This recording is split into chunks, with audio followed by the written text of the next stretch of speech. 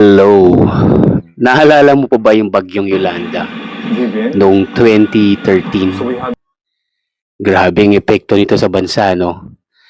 Lalo na sa mga lugar tulad ng Tacloban, Palo.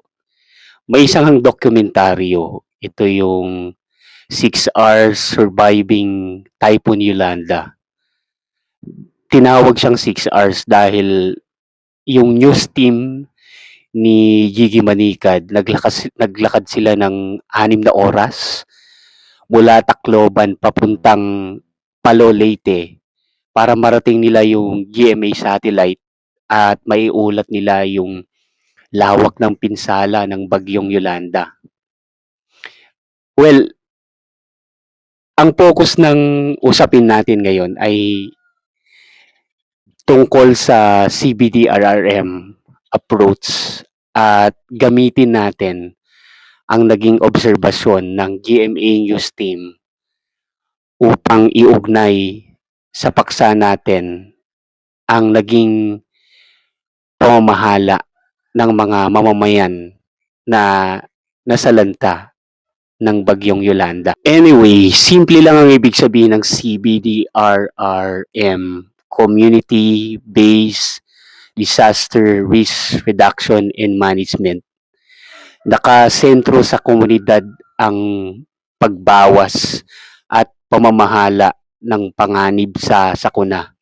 Sa madaling salita, itong approach na ito ay paraan ng paghahanda at pagtugon sa sakuna na nakabatay sa pakikilahok ng mga mamamayan. Tandaan natin na hindi lang ang gobyerno ang may responsibilidad. Sa CBDRRM, mahalaga ang aktibong pakikilahok o partisipasyon ng mamamayan. Dito sa dokumentaryo, maliban sa pinakita ang lakas at pinsala ng bagyong Yolanda, ay makikita rin ang pagsusumikap ng mga mamamayan na mailigtas ang buhay at makabangon muli pagkatapos ng sakuna. Ngayon, narito ang mga mahalagang punto na maaaring iugnay natin sa ideya ng CBDRRM o Community-Based Disaster Risk Reduction and Management.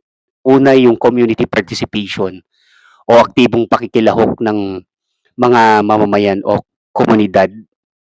Makikita rito sa dokumentaryo na ang mga residente ay nagtulungan na hanapin ng mga nawawala, pagbibigay ng pagkain, pagtulong sa mga nasugatan. Kaya napaka-importante ng aktibong pakikilahok ng mga mamamayan sa oras ng sakuna. Ikalawa, yung preparedness o yung paghahanda.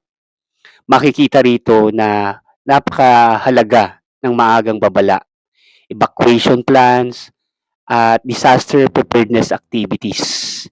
Ikatlo, yung response o pagtugon.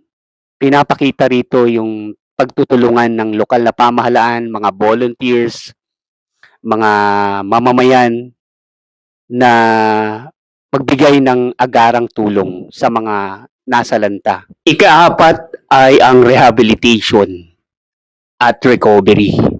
Pagkatapos ng sakuna, ang komunidad ay muling nagtayo ng kanilang bahay, kabuhayan sa tulong ng lokal na pamahalaan at iba pang organisasyon. Kaya pinapakita rito na napakahalaga ng sama-samang pagkilos para sa pagbangon. Ikalima ay ang resilience o katatagan. Isa sa pinakamahalagang mensahe ng dokumentaryo ay ang katatagan ng Pilipino. Sa kabila ng matinding pagkawala at pinsala, ay pinapakita dito ang kakayahan ng mga Pilipino na makabangon muli. Kaya ang CBDRRM, pinapakita nito na hindi lang pagtugon sa sakuna, kundi paghahanda at aktibong pakikilahok ng mga mamamayan upang makabangon muli